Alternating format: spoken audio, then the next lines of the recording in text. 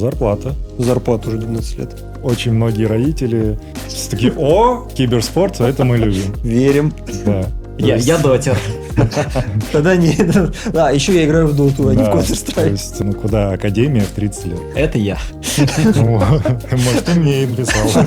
Вот от кого заявка-то была. Да.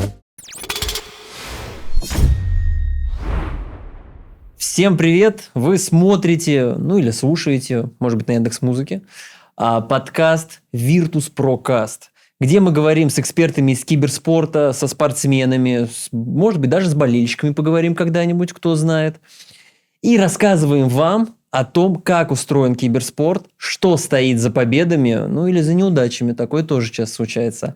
И сегодня с вами я, Артур Рушанян, пиар-менеджер Virtus.pro. И со мной сегодня обсуждать, я не скажу какую тему, может быть, вы сами догадаетесь по гостям, наши замечательные гости. И начнем мы, для меня это слева направо. Дмитрий Мартынов, тренер, не боюсь этого слова, тренер киберспортивного состава молодежного по Counter-Strike 2 Virtus.pro. Антон Саяпин, вы его знали по нашим прошлым эпизодам, он шикарен, в принципе. Да, чуть-чуть изменился только. Руководитель киберспортивного молодежного направления по Counter-Strike Virtus.pro. Антон, привет.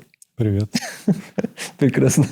И сегодня с нами еще новый гость, раньше вы его не видели, это Валерий Любимченко, киберспортивный психолог. Он работает в Virtus.pro с некоторыми составами и сегодня расскажет нам вообще на самом деле, что стоит, что в голове находится у киберспортсмена. Потому что не всегда понятно. Всем привет! Привет! Отлично. Мне нравится. У нас как пионерский лагерь. Синхронность. Синхронность – это самое главное. И на самом деле я хочу начать с базового. Ведь сегодня будем говорить про молодежные составы, это в том числе Virtus.pro Prodigy и Future. Это еще наши такие малыши. Вот есть такие малыши, а есть вот такие малыши. И, во-первых, первое, что я хочу спросить, это, наверное, будет вопрос Антону, Дмитрию и Валерию, как это ни странно. Скажите, чем сегодняшние дети, по большому счету, вы же работаете с детьми, вообще отличаются ли они от детей, которые были 10 лет назад? Сильно отличаются. А чем? Вот я сейчас краткий интродакшн такой. Дима в киберспорте уже не год, не два, не три, не 5. То есть больше 8 лет. И он застал то поколение и видит сейчас нынешнее поколение. Поэтому, Дим. Сейчас так называемые зумеры. Поколение зумеров, да, то самое. Оно отличается. И я бы сказал, что это поколение немножечко отстает от предыдущего. Отстает, наверное, по развитию. Их нужно ко всему...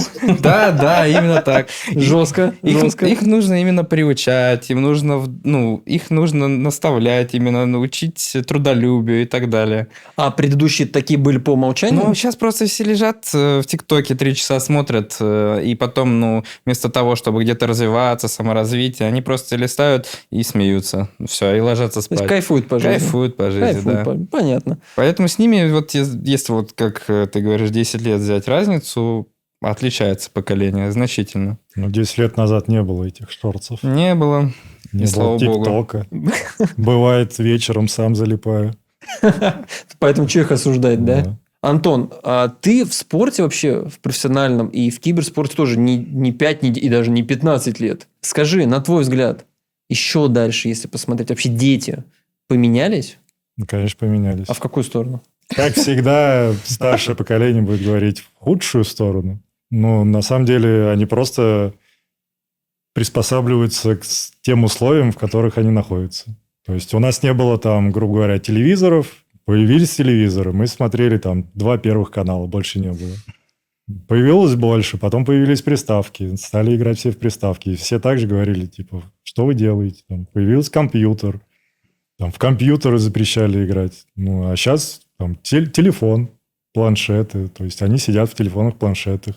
То есть, ты бы не сказал, что они стали хуже, лучше, вот как Дима, прям категорически. Они не хуже, они не лучше, они другие просто. Они другие. Согласен. Они идут в ногу со временем. Валерий, дети изменились Дети всегда меняются, у каждого поколения свои есть вызовы. И я думаю, интернет, действительно, планшеты, телефоны, их повсеместное развитие. Недавно поймал себя на мысли о том, что в полном вагоне метро в час пик все в телефонах. И свои вызовы, да, и жизнь становится быстрее, и... Ну, вот в мое время, например, не было ЕГЭ. А сейчас это целая эпопея, как к нему подготовиться, сдать, потом вузы. Ну и, конечно, если говорить про киберспорт, то сейчас с 3 лет начинаются первые игрушки какие-то на планшете, на телефоне. И больше возможностей, и жизнь другая. И сложно прогнозировать, а что будет через 10 лет. Слушайте, но у меня вот отсюда вытекает логичный вопрос-запрос. Вот Валерий правильно сказал, что с 3 лет уже начинают играть. Но получается, что сегодняшние дети, они более подготовлены с точки зрения навыков к киберспорту. Или нет такого? Ну, то есть, они вот с детства уже во что-то играют. Они понимают, там, может, когда... Валерий, вообще мышление меняется, когда ты много играешь? Ну, это клиповое мышление. С него стоит начать, что по-другому люди вообще воспринимают, обрабатывают информацию. А так, я думаю, тут вопрос фокуса и мотивации. Человек там просто играет ради удовольствия. Может быть, это какая-то форма тех самых зависимостей, избегающего поведения. Или вот там человек поставил для себя цель, хочу в какой-то дисциплине дойти до про. Так что, я думаю, очень сильно от человека зависит. Отличная мотивация. Также еще во что они играют в 3 года? Да, согласен. То есть, Хороший вопрос. 3 в ряд, шарики. Roblox, там сейчас что, шарики. То есть, это не те игры, которые про киберспорт. То есть, Вот. Справедливо.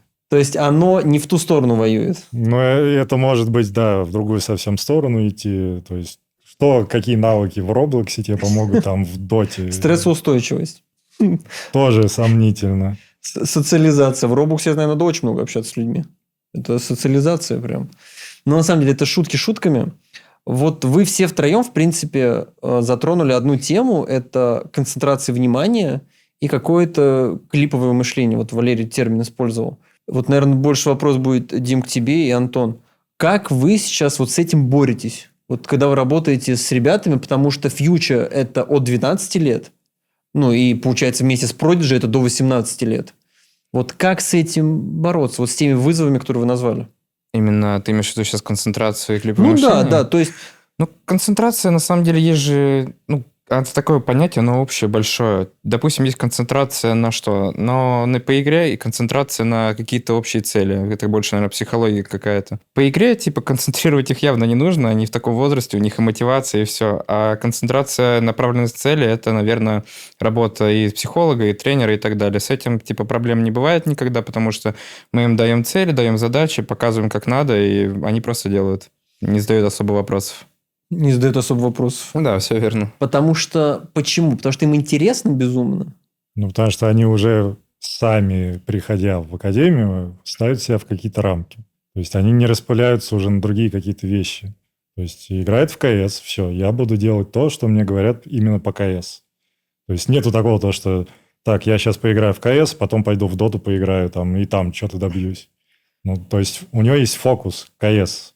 То есть, тренер, психолог, моя какая-то часть, это еще сужает и еще меньше делает какую-то область. То есть у них еще сужается. Слушай, видение. ты так описываешь, мне кажется, не все взрослым не всем хватает такого целеполагания. А у детей уже есть, у подростков, у детей. Чем ты старше, тем тебе сложнее. Да. У тебя, потому что есть свои какие-то проблемы жизненные, еще опыт, а у тебя ребенок. Ну что, раньше было пойти погулять с друзьями, сейчас пойти поиграть в КС-ку с друзьями. Сейчас даже их не выпустишь. Не то, что не выпустишь. Сейчас Не выгонишь. они не хотят идти гулять, потому что я хочу посесть с друзьями поиграть.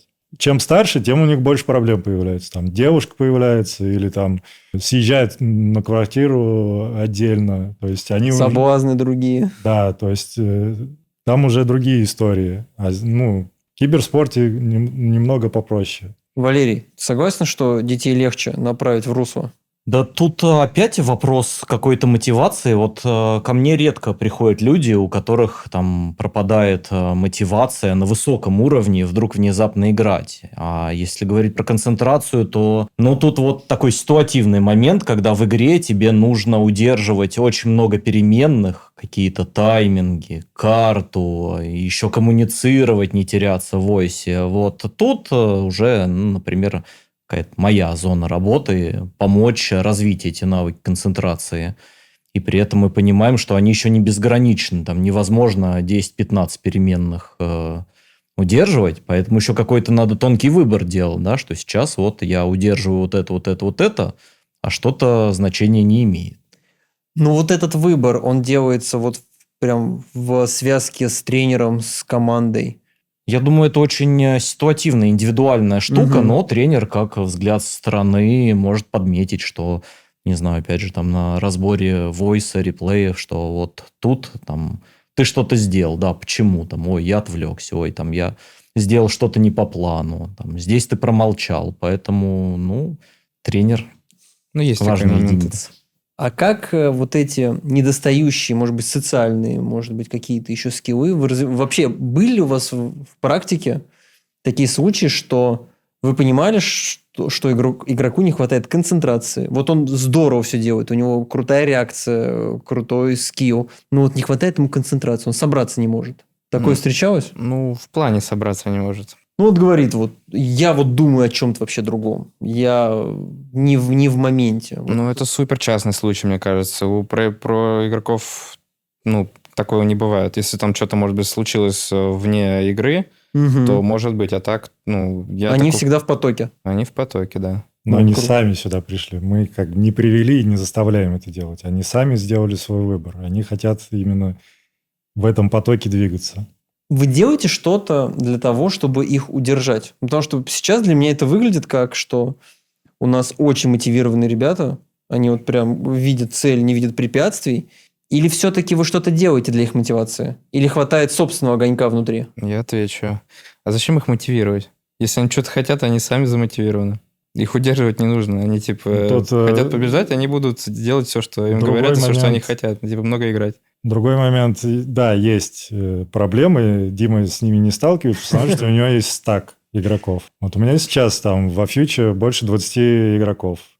И есть моменты, когда игрок такой, ну, я не знаю, вот дальше мне играть или нет, там родители заставляют там, учиться, а там, может быть, я вообще футболом хочу заниматься. То есть, ну, бывают такие дети, с которым нужно пообщаться и там, вернуть мотивацию к Counter-Strike. И это не делается насильно, все равно это как бы идет в беседе, обсуждении. То есть, когда у тебя большой пул игроков, бывают такие моменты. Но это, опять же, выбор игрока. То есть, он может сомневаться, идти по этому пути или нет. Я не могу его там как-то переубедить, и это не моя задача, потому что если он этим не хочет заниматься, ну зачем мучить человека, он должен все равно получать этот кайф. Если он кайфа не получает от Counter-Strike, то игрока из него не получится. И это не только в Counter-Strike, это в любой там дисциплине. Ну, то есть желание и кайф – это все-таки такая лидирующая роль. Я думаю, любовь к игре вообще это самое важное. То есть, если нет вот этой искры, что я выбрал какую-то дисциплину, и я просто кайфую от всего, там, от физики, от визуала, от чего угодно. Все остальное уже не важно, потому что, ну, лично я видел много кейсов, когда люди думают, что киберспорт это там кайфово, легко, денег заработаю, по буткемпам поезжу, но такие люди либо не доходят до такого высокого уровня, да, либо в какой-то момент что-то вроде выгорают, потому что для них это способ заработка. А киберспортивные тренировки, ну, это тяжело. Смотрите, я по себе вспоминаю, что когда ты учишься в школе, да, все равно и Prodigy, и Future – это обучение, так или иначе. Я не был профессиональным спортсменом, но учился в школе. И в школе я помню вот этот, знаете, механизм, когда у тебя что-то не получается, ты не хочешь, ленишься или так далее, включается механизм под названием «родители». Вот в вашей работе вообще родители, вот эта переменная, ну, да, постоянная, не переменная, она насколько влияет и вообще влияет ли? Ну, это, наверное, больше к Антону, потому что я с родителями особо не сталкиваюсь. Но в Антон современном мире они как бы не то что влияют, они тоже приспособлены, и тоже сейчас родители моложе, чем Чем раньше. чем раньше, да, получается так. И они тоже такие, ребенок чем-то занимается, сидит дома, как бы окей. А есть родители, которые, нет, все, у тебя учеба, компьютер закинь, и это не твое. Всегда в каждом поколении будет, кто-то будет увлекаться, чем ребенок чем занимается, или нет. Будет запрещать или не будет запрещать. Знаете, мне кажется, что сейчас, может быть, это не популярное мнение, что дети стали, я и по своим там племянникам сужу, что стали очень деловыми. Что я имею в виду? То есть, они сами способны с кем-то списаться, что-то договориться, что-то порешать. Мне кажется, я в своем детстве... Акселераты. А? Акселераты. Да, отлично. Отличный термин. Акселераты. Потому что я в своем детстве помню, там, в 12 лет меня что-то спросили, я пошел к маме или к папе. Там, а что, как? А вот сейчас Фьюча 12 лет, там, Продиджи до 18. Вот тренировку, какие-то планы, я не знаю, вы согласовываете прямо с детьми? Или через родителей все? Нет, у нас все равно как бы дети, у них есть учеба. Угу. Вот ты все свои домашние задания сделал по учебе, тогда приходишь на тренировку. То есть все расписание как бы строится все равно от потребностей ребенка. Основное – это образование. Угу. И это уже как кружок, за который вы уже платите деньги, получаешь зарплату. А акселераты, вот как сказали, клиповое мышление. То есть моментально они все схватывают, моментально они все выдают. То есть наше поколение это все дольше было. То есть у нас было мультик посмотреть 10 минут. Вот это по кайфу. Сейчас заставить ребенка посмотреть мультик 10 минут, который идет, это очень сложно. Ему нужен секундный какой-то там ролик, и он готов следующий смотреть. Но 10 минут смотреть одно – это очень сложно. И поэтому они очень быстро все схватывают, развиваются все быстро. И родители тоже как бы видят то, что ребенок не по годам уже как бы думает. Там, у меня есть игроки, которые реально им 12 лет, но он размышляет как 17-18-летний ребенок. То есть, вот это отличительная черта этого поколения. Можно назвать ее? Что здесь больше самостоятельности? Да, это просто как бы... У них нет времени. Мир так сделал то, что они приспособились к нему. У меня сразу вопрос, а вот он размышляет так в рамках игры, своей дисциплины, Нет, или вообще по жизни? Вообще по жизни. То есть он такой, все, это моя профессия, вот я этим буду заниматься, там родителям объясняет, что как, вот такие турниры есть, такие зарплаты можно получать.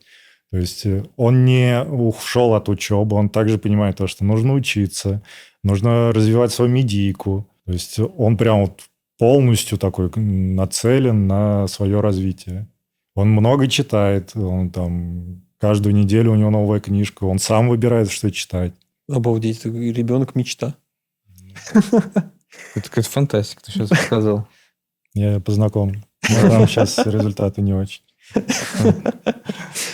Слушайте, и вот из школьных аналогий вытекает вопрос. Все-таки я вот тему родителей, потому что, мне кажется, это важно. И для тех, кто смотрит, слушает.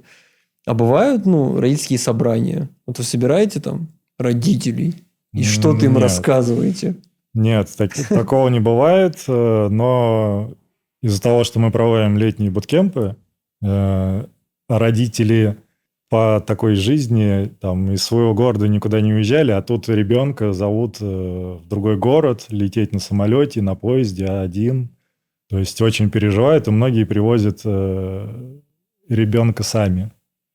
То есть на буткемп они приезжают, смотрят то, что, ничего себе, вот у вас такая большая квартира, там все так обустроено, у вас и повар свой, и там психолог, если нужен, свой, и уборщица приходит, убирает. Так, беседы бывают, но общих собраний нет, потому что сложно удаленно как-то объяснить всем сразу, что вообще происходит в жизни ребенка. Слушай, вот ты затронул тему буткемпов, а вообще в таком возрасте, я как раз перехожу к следующей теме, вот детям, будем в этой категории размышлять от 12, пускай до 16, до 18, да? Получается, на буткемп они не знакомы, они друг друга не знают. Наверное, только в войсе общались. Может Ну, быть. естественно, в Войсе они общались, уже там кто-то по полгода общается. То есть они уже как друзья встречаются, такие, о, наконец-то мы встретились, там ты со мной будешь в комнате жить, там ты со мной будешь в комнате жить. Тут сидишь там за компьютером, ты будешь у меня справа сидеть, ты слева. Там. То есть они уже как друзья, просто они никогда не видели вживую. То есть им тимбилдинг уже не нужен. Детям нет. У них уже сразу, да, какие-то конфликты бывают среди детей. Ну, мне кажется, такой возраст, особенно подростковый, хочется. Ну, сказать конфликты что-нибудь. бывают, но это настолько единично, потому что все равно стак игроков подбирается, как они будут друг с другом взаимодействовать. Если есть конфликтный ребенок, там он конфликтует с 4 своими однокомандниками, но его, соответственно, не будет в этом стаке. Он пойдет в другой стак, где он будет с ними общаться там лучше.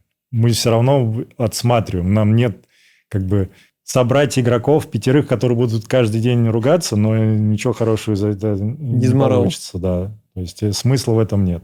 Валерий, в таком возрасте что может быть причиной того, что люди не могут... Вот они же еще маленькие. У них еще нет каких-то прям жестких принципов, какого-то багажа за спиной. Из-за чего у таких команд могут быть конфликты внутри? У молодежек? Да. Ну, вопрос тут точно такой социализации. Если я тренируюсь активно, много играю, то, скорее всего, я чем-то жертвую. И вот пример, когда ребенок все успевает, для меня это скорее исключение из правил. А так, я думаю, это вопрос постпубертата или пубертата, эмоции, перестройка тела, психики, гормоны. И тот самый юношеский максимализм, и как раз это такой период, когда эго начинает активно простраиваться, и человеку кажется, что он, допустим, уже попал вот в молодежку Virtus.pro, он что-то знает об этой жизни, и, может быть, побольше, чем те, кто старше его лет на 10. Но это проходит, да, с каким-то либо положительным исходом, когда просто человек понимает, как происходит жизнь, либо, да, это могут быть какие-то такие удары, когда переоценил свои возможности. Мне нравится, как Антон, понимающий, кивает, и видно, что было. Да, были у нас такие истории, когда приходит игрок, поиграет месяца 2 и такой, я все знаю, я лучше всех, а вы тут ничего не понимаете. И получается объяснить, или это уже все, звезда поймана? Нет, получается объяснить, просто иногда это поздно, когда уже все потеряно, но мы все равно стараемся, это чем раньше, тем... Пресечь, да, вот это? Конечно. На корню. Да. Потому что, поправьте меня, но мне кажется, да и в любом коллективе, я думаю, и что в киберспорте это не исключение, что если один кто-то заводила, или такой, знаете, немножко более токсичный, чем остальные, или чем средний по больнице, то начинается такое брожение в коллективе. Какие-то деления на группировки, может быть, не знаю, можно ли в 5 поделиться на группировки? Там против кого-то дружить. Можно, да? Это Валерий? классика. Это классика. Что, Купа? Что у вас там? Я со своим. Это Samsung OLED G8.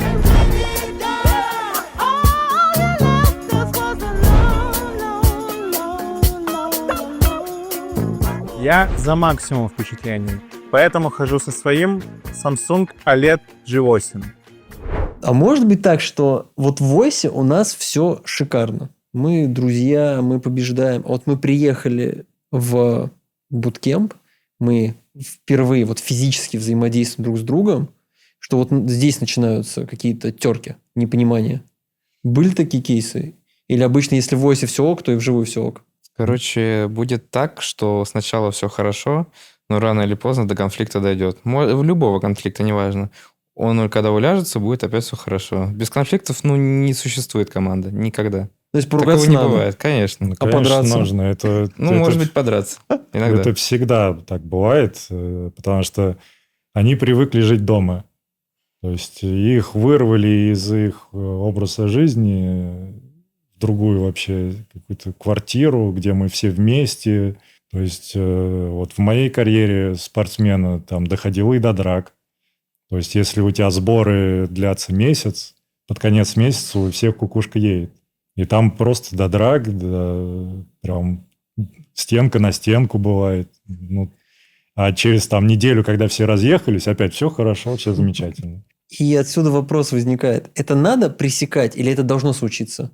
То есть вот это все равно они должны пободаться. Как бы не пересекать, это все равно случится. Да, в любом коллективе же есть свои стадии развития, и это вот конфликты, кризисы, это неотъемлемая часть спортивной, киберспортивной команды, тот самый шторминг, и без этого сильная команда не соберется. И потом она либо разваливается, происходит там шафлы, еще что-то, либо она нормализуется, когда там все договорились, там, гласно, негласно о том, что да, мы там видим одну цель, идем к ней, тренируемся, и, не Как надо говорится, делать... выяснили все отношения Да. и пошли дальше. Не надо делать в своей команде дополнительных противников, их еще с той стороны достаточно.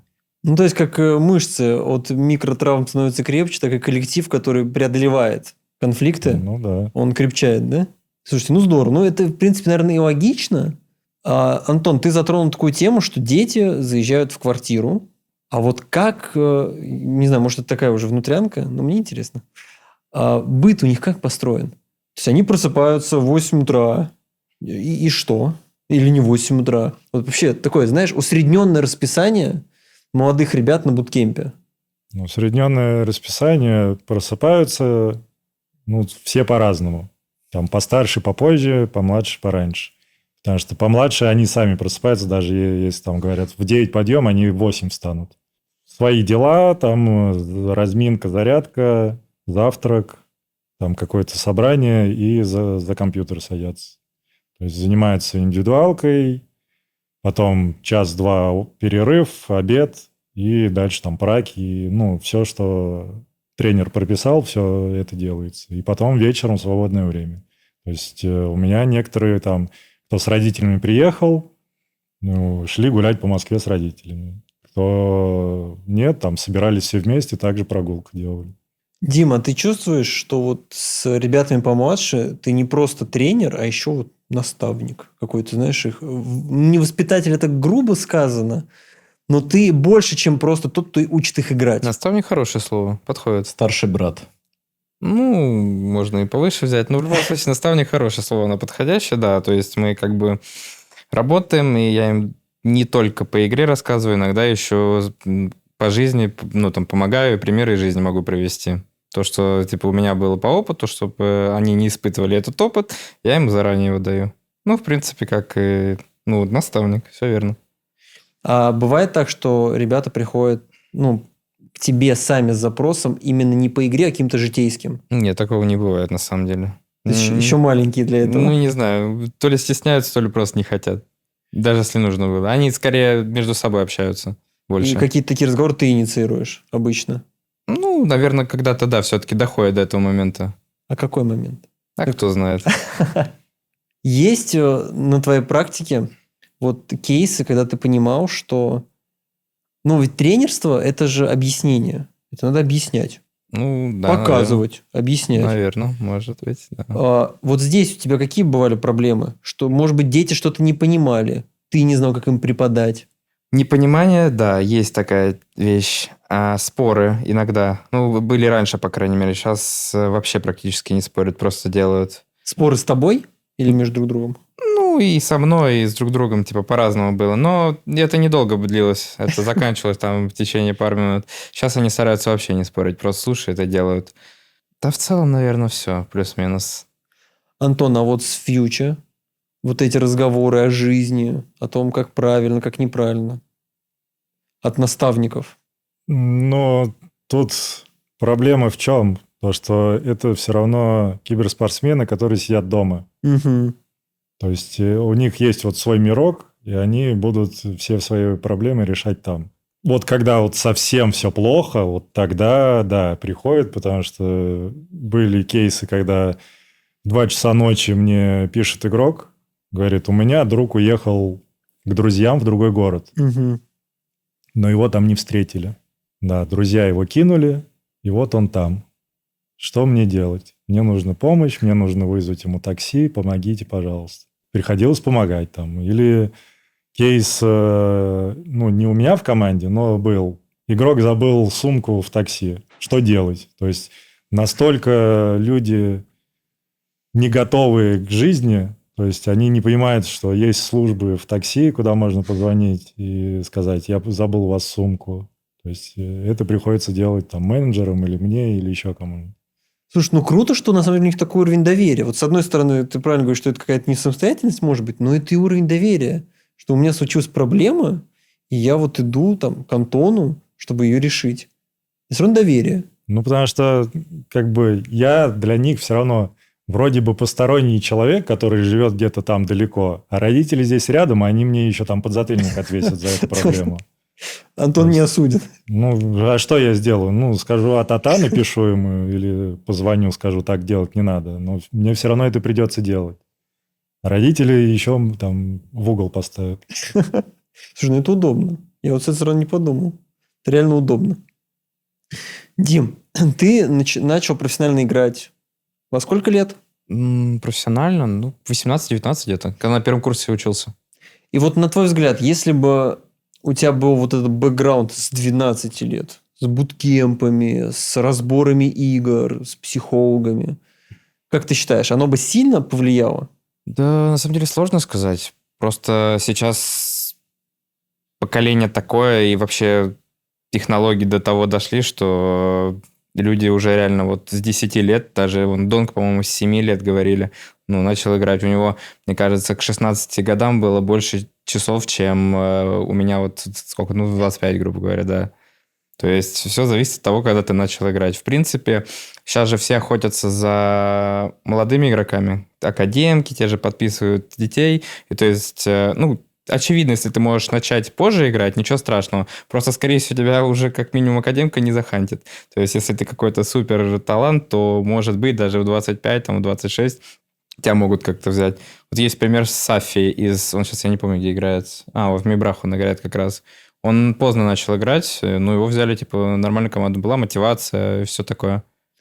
В своем регионе, бразильский регион. Просто как-то мысленный эксперимент. Угу. Вот взять команду, которая сейчас вот фьючер у Антона, им 12 лет, проходит 10 лет, они вот уже воспитаны в этой системе, в новой, да, в системе нового поколения, так и назовем. И взять усредненную команду из прошлого, того же возраста, там, предположим, им уже по 22 года, вот ребятам, которые с 12 лет во всей этой истории, и ребята, которые, вот, например, как Дима, с 18 лет. Будет ли видна разница между ними вот один на один? То есть, если у них есть этот бэкграунд или нет этого бэкграунда? Ну, это тяжело некорректно сказать, мне кажется, вообще. Почему? Потому что тут все зависит от индивидуальных скиллов этих игроков. То есть природа одарила, ты будешь и в 30 лет всех обыгрывать. Природа не одарила, ты хоть можешь 20 лет этот путь идти, и ты никогда не заиграешь. То есть сроком не набрать? Если сроком набирать, тогда в любом виде спорта у нас будут там 125 Роналдо, 45 Джорданов и там всех остальных. Тогда скажи, пожалуйста, а что, какие качества вот вы замечаете в детях? Вот как раз-таки, если мы говорим об одаренности, что это в примере Counter-Strike? Ну, человек, который только начал там год назад играть в Counter-Strike, а играет уже человек, который занимался 5 лет этим, и какие-то достижения у него есть. Ну, понятное дело, этот человек, там, если будет хотя бы на 10% прогрессировать так же, как он прогрессировал за этот год, то он лучше будет играть. Но мы говорим о качествах реакции. Могу сказать одно слово, которое подходит идеально, вот про, как ты говоришь, про талант. Я так больше скажу, не у всех взрослых это слово есть. Так называемая осознанность. Вот. У тех, у кого она есть, те плюс-минус, ну, у них есть хорошие задатки того, что они реально могут вырасти крутыми игроками. Опять же, не все взрослые осознанные, то есть... Ну, а что ты в это вкладываешь? В плане? Ну, вот что ты вкладываешь в понятие осознанности? Осознанность – это... Ну, смотри, вот, допустим, тебя чему-то обучают. Ну, даже вот, допустим, в школе формулы там вычислять, неважно. А осознанность – это говорит о том, что ты можешь закреативить как-то, соимпровизировать. То есть ты как-то можешь сделать то, что тебе нужно, ты прийти к цели, но немножко другим способом, который тебе не объясняли. То есть помимо, ну, просто осознать то, что ты можешь так сделать, типа, но другим способом. Ну, это, наверное, такой Сомнительный пример, но я думаю, суть уловит, если что. Ну, то есть такая инициативность, возможность уходить от шаблонов. Ну, можно и так сказать, да.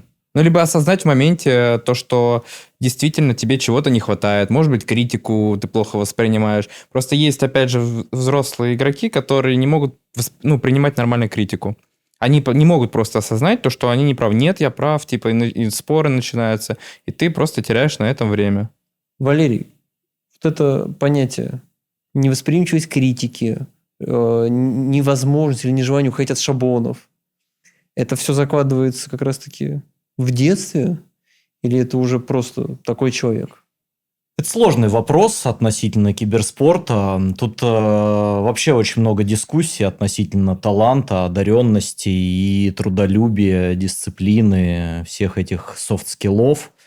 Но, конечно, если человек талантлив, одаренный, ему будет проще туда пробиться. Но если он не приучен к труду, расслабляется, то ему будет очень сложно там задержаться. Тут у меня, например, хороший референс есть. Это Матумба Мэн из Dota 2. Он там давным-давно, это был мем, когда он там на каком-то форуме европейском написал, типа, ребята, я такой середнячок, ищу команду, давайте поиграем вместе.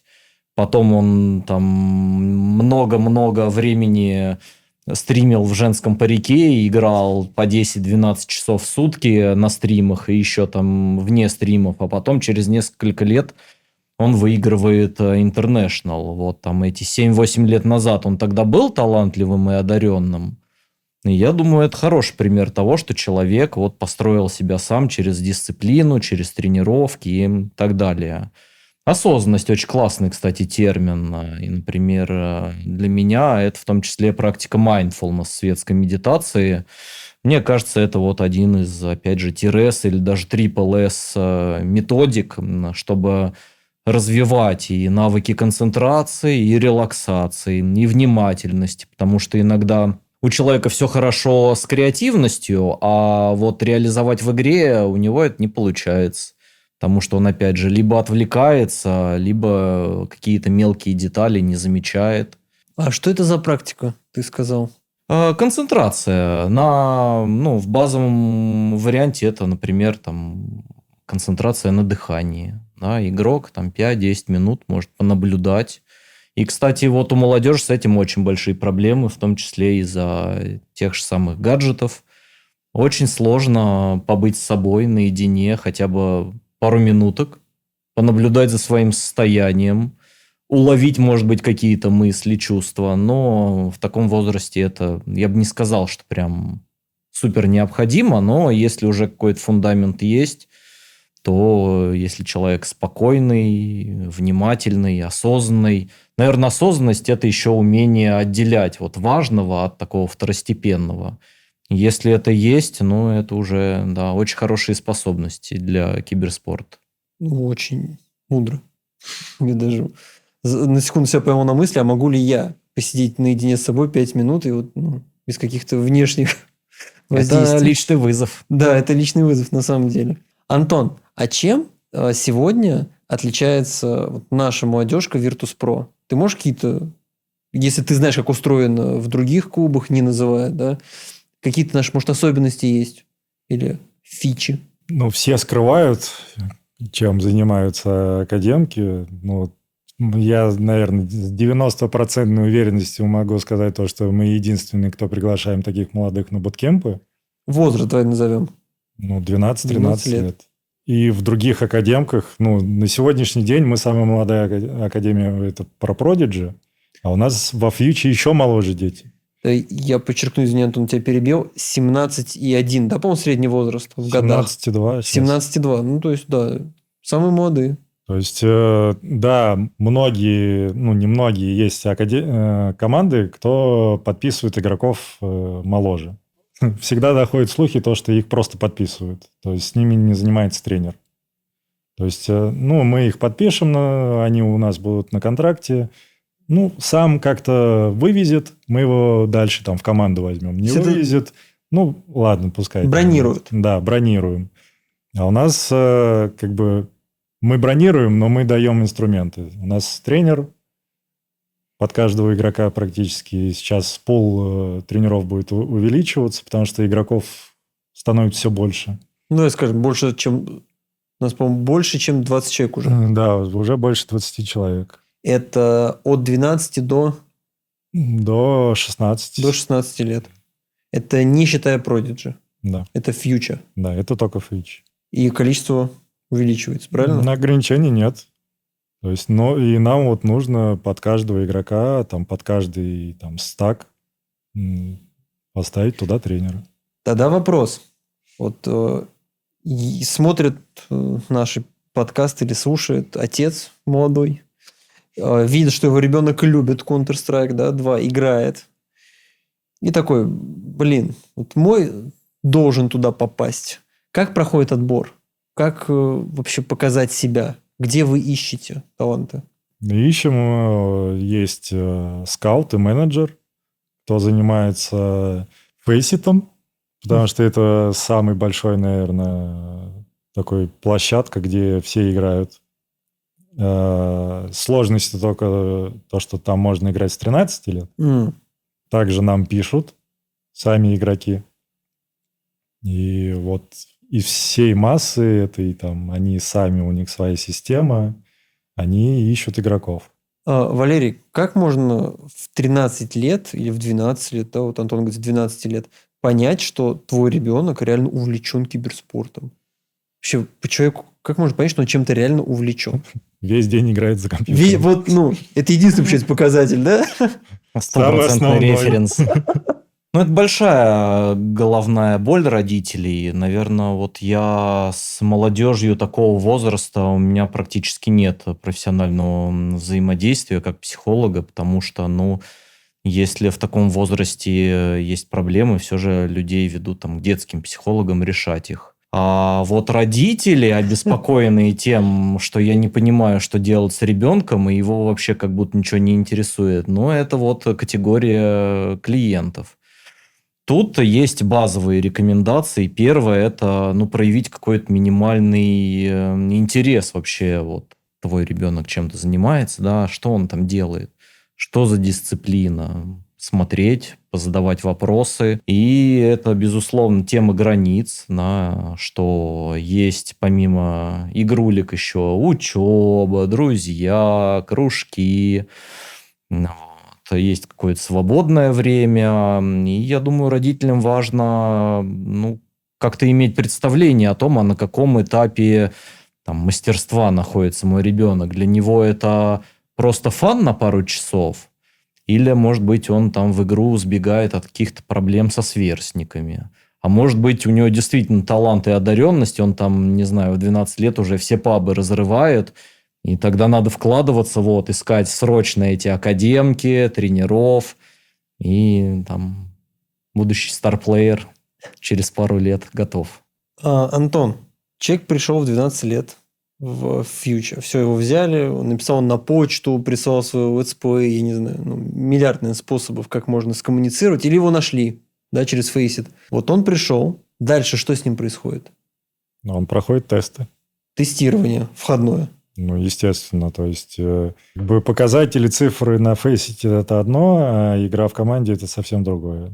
И после тестов мне приходят и говорят, нам нужно его подписать, потому что мы верим в то, что он вырастет. То есть не факт то, что он вырастет, но на данный момент в тех условиях, в которых он сейчас находится, он очень перспективный. А что клуб готов дать такому перспективному игроку в 12 лет? У него зарплата. Зарплата уже 12 лет.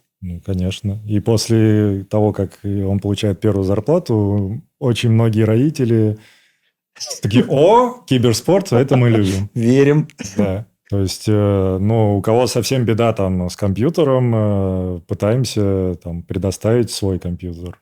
То есть даже такие кейсы были? Предоставляли? Парочку, троечку были, да. Чтобы у ребенка были условия, да, тренироваться из дома. Да, понятное дело, с первой же зарплаты чаще всего игрок что делает? Улучшает свои девайсы. Сетап. Да. Хорошо. Все, ему дали зарплату, ему дали контракт. С родителями, наверное, заключать, потому что ребенок, наверное, не имеет права, заключать. И дальше у него все, начинается тренировочный процесс. Тренировки, игры. И какие перспективы у ребенка? Но это будет также все зависеть от игрока. Если Ну и вот идеальный мир. идеальный мир, из фьюча попадаешь в Prodigy, из Prodigy попадаешь там в основную команду. Или любую другую тир-1 команду. Слушай, ну как показали наши предыдущие игры, да, что Prodigy это не просто ступень, а это прям самостоятельный состав. Стак, который может играть, который может побеждать, отбираться. То есть это и в том числе и второй состав, только молодежный. Но это идеальный мир, Идеального мира. да, идеального мира. Каждая академка какой-то организации хочет, чтобы у них был такой состав. Чтобы потом было куда их потом деть. Или кого-то перевести в основной состав, или продать другую организацию, которая уже не будет зависеть от академии. То, что сейчас пацаны показали, это только начало их пути. Дальше все так же будет зависеть только от них. Сейчас, там, например, это сложнее делать. Есть такая штука, которую придумали недавно Valve, это VRS. С этим сейчас... Расскажите, кто не знает. Ну, это рейтинговые очки, которые придумал разработчик игры. Он считается очень странным путем, и никто не знает, каким. То есть раньше был HLTV, и все от него отталкивались. Он был более щадящий, можно так сказать. То есть ты выигрываешь у какой-то именитой команды, тебе наваливают очков. Проигрываешь какой-то именитой команды, у тебя столько же забирают. Сейчас с ВРС ты можешь 5 игр, вот мы сыграли, ты можешь выиграть у топ-40, там, у одной топ-20 команды, и тебе навалят, но в рейтинге ты будешь там... То есть тебе нужно брать количеством. Ты можешь выиграть у команды топ-100, и на следующий день там топ-1. И тебе дадут там плюс-минус одинаково, там 5 поинтов будет отличаться. Ну, правда, странно звучит. Ну, это такой мир, мы к нему должны также подстроиться. Дим, раз мы заговорили про недавние игры ребят, ты как оцениваешь? Сыграли хорошо. Было на то несколько причин, одна из которых, у них не было давления. Потому что, как ты знаешь, на основном турнире есть уже основная команда Virtus.pro. И даже если бы они вышли, большая вероятность, что мы просто бы туда не попали. Поэтому они без давления просто играли и показали то, что они тренировали. У них все получалось, и они выигрывали эти команды. То есть ты здесь ставишь фактор давления, да, какого-то эмоционального? Я считаю, что если бы у них все-таки был фактор давления, а у них он иногда присутствует, то, я думаю, они показали бы немножко другой Counter-Strike. Но из-за того, что этого фактора в этот раз не было, они показали, как они на самом деле могут играть. И это было круто. Да, они сыграли очень хорошо. Какие планы ближайшие у ребят, если не секрет? Сейчас турнир есть, ESEA Elite. Мы вышли в плей-офф, тоже на ранкед система. И будем играть МПЛ, то, что в Казахстане будет. А вообще атмосфера в команде? Они если вот эту внутрянку немножко. Сейчас очень друг друга верят. Атмосфера идеальная. Послушайте TeamSpeak, там кстати, все да. наглядно. Кто не слушал TeamSpeak, переходите в наши социальные сети, прям по поиску ищите слово TeamSpeak, Prodigy, и там можно послушать, как ребята общаются. Я сегодня мы записываем, я слушал вчера, и мне понравилось. Там прям реально чувствуется, что они такая, боевая братья. Антон, снова вопрос тебе. Или тебе, Дима, или тебе, Валерий. Кому-то из вас. В общем, на самом деле тебе, Антон. А фьючер работают с психологом? Когда там совсем уже проблемы бывают. Вот если не секрет, да, на примере абстрактном. Какая может быть проблема в таком возрасте? Там как раз не в таком возрасте. В таком возрасте проблем нету. Если что, я про 12 лет. Которые уже постарше, там 16-17 лет, как раз вот это максимализм. Тренер плохой, условия плохие, команда вообще не играет, я единственный, кто здесь играет. Вот тогда, приходится подключать. И прорабатывать эти моменты. Да. Не только с игроком, но и с тренером.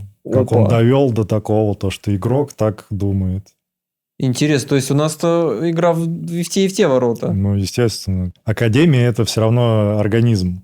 Угу. Не всегда проблема в игроке. А еще? Бывает и в тренере. Бывает и в скауте. То есть Мгм. все люди, у всех есть свои проблемы. Дим, скажи честно, Антон с тобой работает? Антон, Я ему полностью доверяю. И конечно, он работает. идеально выполняет все свои функции.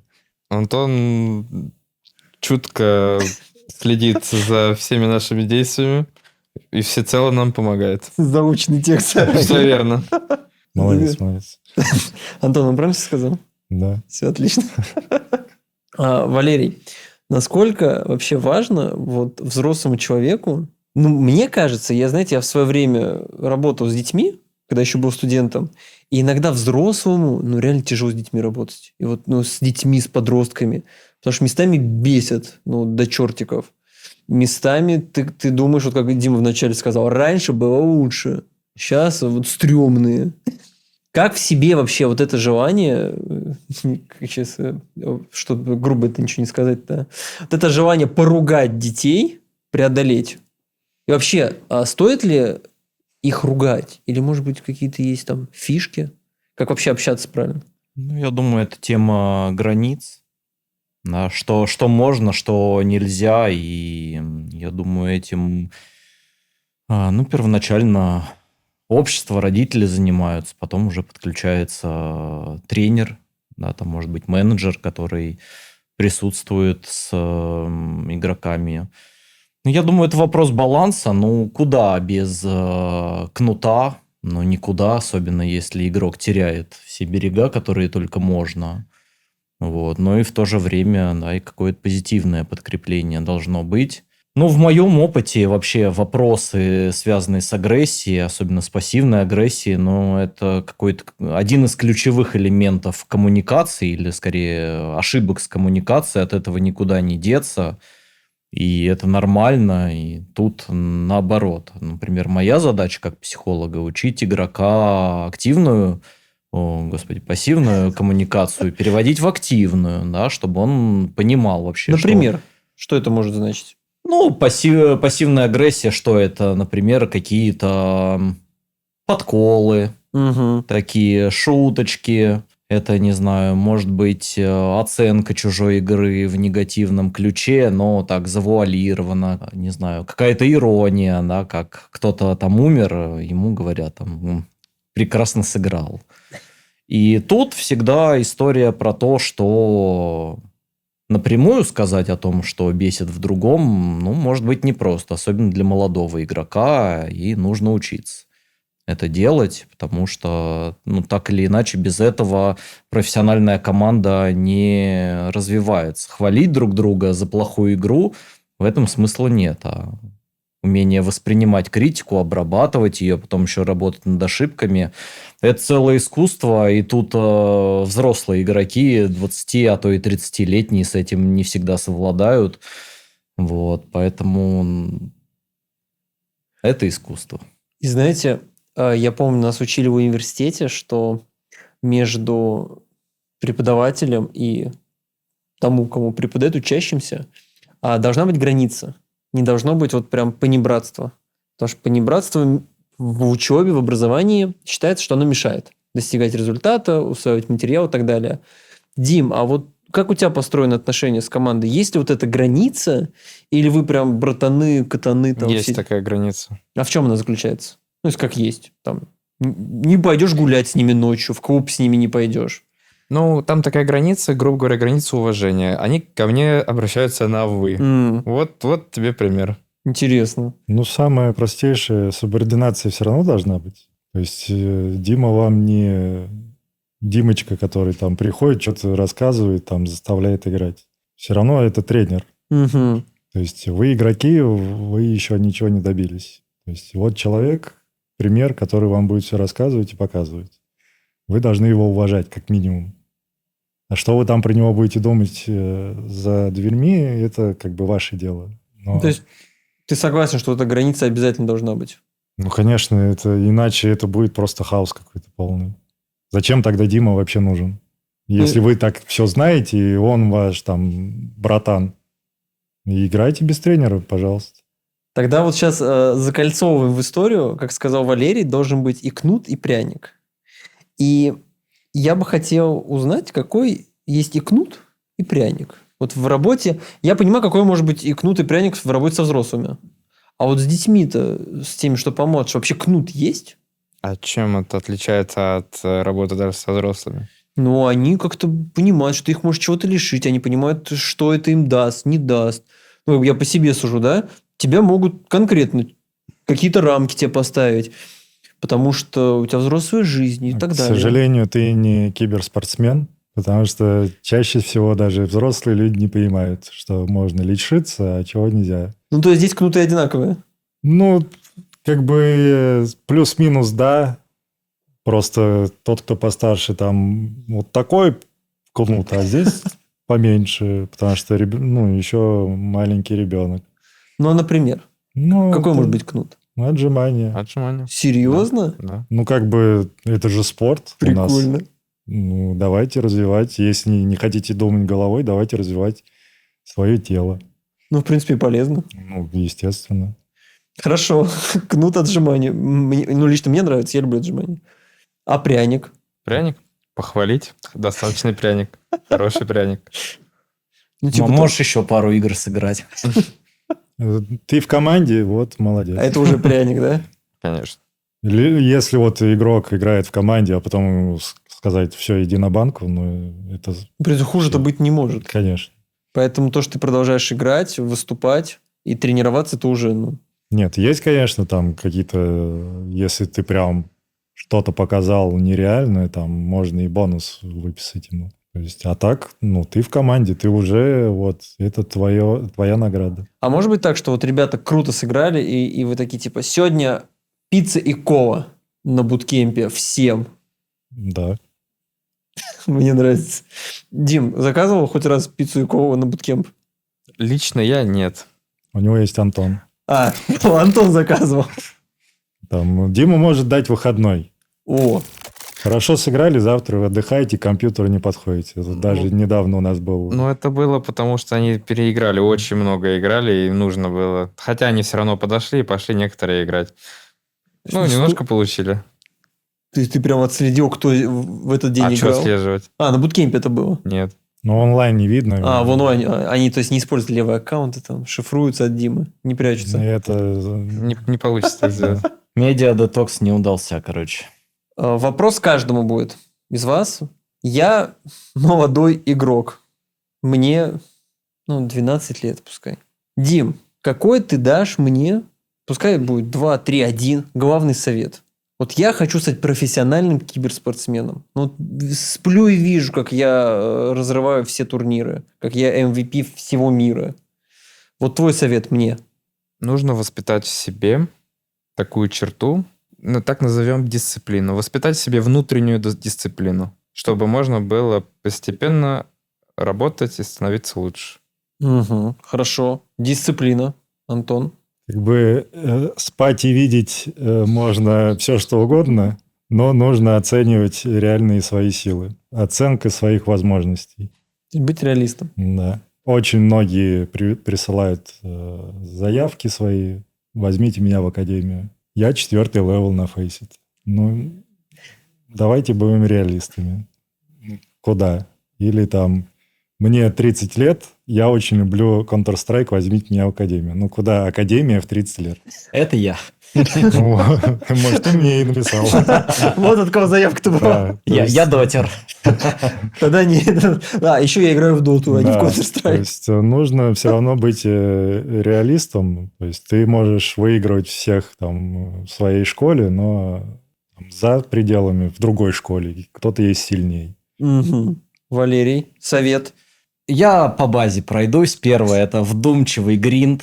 Второе – это работа над ошибками, разбор реплеев. И третье, я думаю, это все-таки работа над своим отношением к себе и к людям, потому что никто не хочет играть с токсичными игроками. Кому-то очень редко иногда это прощается.